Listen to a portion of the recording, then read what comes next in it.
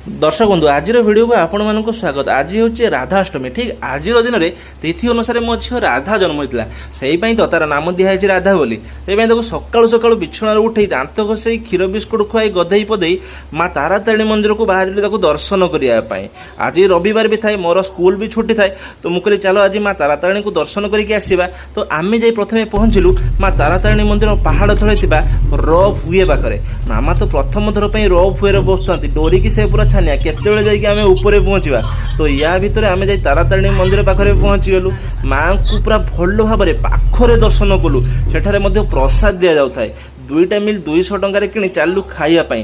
सेपटे माकड़ मान को बहुत डर थाए छड़े कि नहीं बोली। आपण मैंने तो जानते तारातारिणी मंदिर में केते सारा माकड़ अच्छा। तो आम प्रसाद सेवन कर घर को फेरी आसलु। भिडियो आपण मानक केमिति लगिला कमेंट रे निहाती जनइबे। जय माँ तारातारिणी।